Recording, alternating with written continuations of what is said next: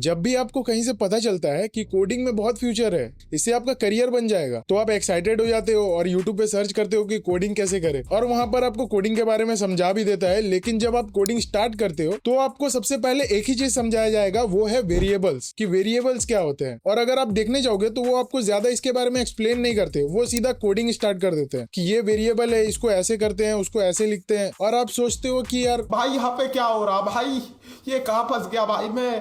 तो इस वीडियो में मैं किसी भी सिंटेक्स के बारे में नहीं बताऊंगा, मैं आपको सिर्फ समझाऊंगा कि वेरिएबल क्या होते हैं और इसे कोडिंग में कैसे यूज करते हैं और ये कोडिंग में कितना इंपॉर्टेंट है। और इस पे मैं एक सीरीज बना रहा हूँ जहां पर मैं कोडिंग रिलेटेड आपको कुछ नहीं समझाऊंगा, मैं आपको सिंपली कॉन्सेप्ट समझाऊंगा कि वेरिएबल्स क्या होते हैं, फंक्शंस क्या होते हैं, लूप्स क्या होते हैं, ताकि आप विजुअली इन सभी चीजों को समझ लो। और अगर आप इन चीजों को समझ गए तो आप कोई भी प्रोग्रामिंग लैंग्वेज ऐसे समझ सकते हो। और ये सबसे ईजी और सबसे बेसिक चीज है, जब आप कोडिंग स्टार्ट करोगे तो ये आपको सबसे पहले ही समझाया जाएगा। लेकिन कभी कभार होता क्या है कि आप कोडिंग करते वक्त उस चीज को समझ नहीं पाते हो, आपको उस चीज को विजुअली समझना पड़ता है कि अच्छा ये ऐसे काम करता है। लेकिन वेरिएबल को समझने से पहले मैं आपको ये बता देता हूँ कि ये जो वेरिएबल है ये लगभग सभी प्रोग्रामिंग लैंग्वेज में आपको देखने को मिल जाएगा, जो कि कॉमन है। लेकिन उन प्रोग्रामिंग लैंग्वेज का जो सिंटैक्स होता है वो सिर्फ डिफरेंट होता है, लेकिन इन सभी का कॉन्सेप्ट सेम ही होता है। यानी कि जब आप इस चीज को समझ जाओगे तो आप किसी भी प्रोग्रामिंग लैंग्वेज में अगर वेरिएबल सेट करोगे तो आपको बस उसका सिंटैक्स जानना है कि अच्छा सिंटैक्स ऐसे लिखते हैं, और बाद बाकी वो करता क्या है वो तो आपको ऑलरेडी पता ही होगा क्योंकि आप ये वीडियो देख रहे हो। तो इस चीज को हम एक सिंपल से एग्जाम्पल से समझेंगे। तो वेरिएबल्स और कुछ नहीं, बस एक सिंपल सा कंटेनर होता है।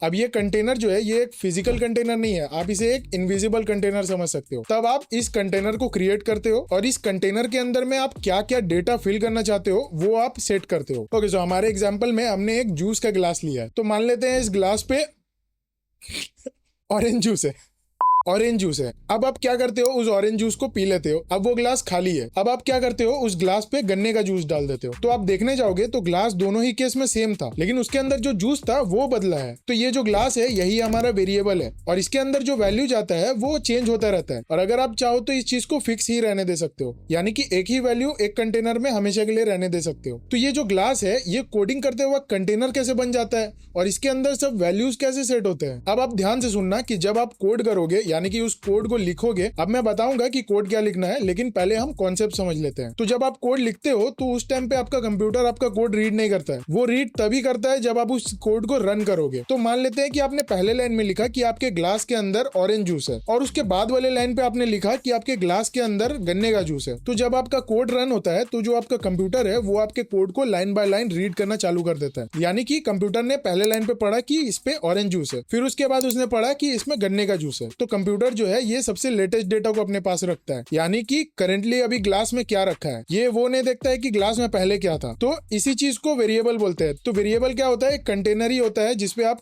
डेटा बार बार चेंज करते रहते हो। तो ये जो वेरिएबल्स है जब आप कोड लिखते हो तो ये आपको कुछ ऐसा देखने को मिलता है जहां पर आप अपना कंटेनर को कुछ भी नाम दे सकते हो और जैसे ही आप उस नाम के बाद इज इक्वल टू लगाते हो तो कंप्यूटर समझ जाता है कि ये एक वेरिएबल है और इज इक्वल टू के बाद जो आप लिखते हो वो आपका डेटा हो जाता है। तो अब हम देख लेते हैं कि ये डेटा क्या चीज है। अब ये डेटा कुछ भी हो सकता है, जैसे कि कोई टेक्स्ट हो गया या फिर कोई नंबर हो गया, और भी है बहुत सारे जैसे कि ऑब्जेक्ट्स हो गए, एरेज हो गए, बुलियंस हो गए। लेकिन इस चीज के बारे में आपको कुछ अभी नहीं समझना है, आपको सिर्फ बेसिक जानना है कि वेरिएबल्स क्या होते हैं। और अभी आप सोचोगे कि ये जो डेटा है इसे हम डायरेक्टली क्यों नहीं लिख लेते, हमें इसे कंटेनर में ही क्यों डालना है। तो मान लेते हैं कि आपके पास एक वैल्यू है, सपोज ये जो वैल्यू है ये आपका नाम है। मान लीजिए कि जब आप फ्यूचर में किसी भी वेबसाइट या किसी ऐप को क्रिएट करोगे तो ये जो नाम है ये आपको बहुत सारे जगहों में दिखाना पड़ता है, जैसे कि प्रोफाइल में हो गया या हेडिंग में हो गया। तो बहुत सारे ऐसे जगह होते हैं जहां पर ये एक ही नाम बार बार यूज होते हैं। तो उस टाइम पे क्या होता है कि अगर आपको कोई अगर बोल दे कि ये जो नाम है इसे चेंज करना है तो आप हर जगह पर जाकर उस नाम को तो चेंज नहीं करोगे। तो इसी चीज को सॉल्व करने के लिए हम वेरिएबल बनाते हैं जहां पर एक ही बार हम वैल्यू को सेट कर देते हैं और उसी वेरिएबल को हम बार बार सभी जगहों पर यूज करते हैं। तो जब भी हमें उस वेरिएबल का वैल्यू को चेंज करना होता है तो सिंपली हम उस वेरिएबल पे जाते हैं, उस वैल्यू को चेंज कर देते हैं। तो एक जगह पर चेंज करने से बाकी सारे जगहों पर चेंज हो जाता है, यही होता है वेरिएबल। और जब आप कोडिंग करोगे तो आपको एक चीज बहुत ही कॉमन मिलेगा, वो है कॉन्स्ट, लेट और वेर। ये आपको लगभग सभी प्रोग्रामिंग लैंग्वेज में देखने को मिलता है और कोई कोई प्रोग्रामिंग लैंग्वेज में आप सीधा वेरिएबल ही सेट कर देते हो, जैसे कि पाइथन हो गया। लेकिन बहुत सारे लैंग्वेज में आपको इन सब की जरूरत पड़ती है, जैसे कि जावास्क्रिप्ट, जावा और भी है बाकी सारे। लेकिन ये जो लेट, कॉन्स्ट और वेर है ये है क्या चीज, तो आप कोशिश करना कि आप लेट को ही ज्यादातर यूज करो। ये कुछ नहीं है, बस आप एक ऐसे समझ सकते हो कि ये एक रूल है जो आपको वेरिएबल सेट करते वक्त लिखना पड़ता है। लेट का मतलब यही होता है कि बेसिकली जो आप वेरिएबल अभी बना रहे हो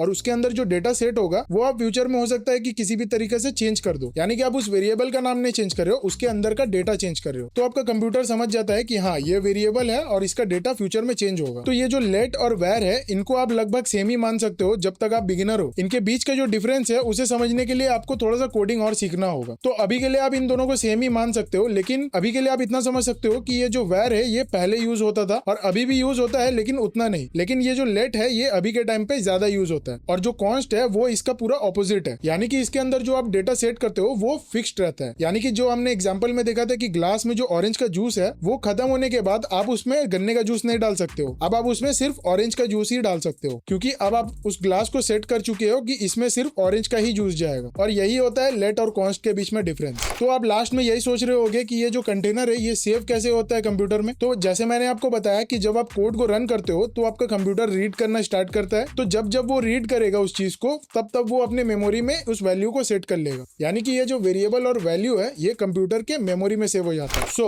एंड में आप इतना ही कहूंगा कि ये जो वेरिएबल है ये कोई रॉकेट साइंस नहीं है, ये बहुत ही ईजी है समझना, बट कोडिंग करते वक्त आपको ये चीज समझ में नहीं आता है, इसीलिए मैंने इस वीडियो को बनाया है। और इस वेरिएबल को हम इसीलिए लिखते हैं क्योंकि बार बार हर जगह हमें इसे यूज करना पड़ता है, और उस वेरिएबल को हम एक नाम दे देते हैं जो कि कुछ भी हो सकता है। इस वीडियो को इतना ही रहने देते हैं और इस सीरीज के नेक्स्ट वीडियो में मैं आपको समझाऊंगा कि फंक्शंस क्या होते हैं। सो कमेंट सेक्शन में जरूर बताना कि इस वीडियो से आपको क्या सीखने को मिला वेरिएबल के बारे में, और वीडियो को यहीं रहने देते हैं। मिलते हैं अगले वीडियो में। Thanks for watching.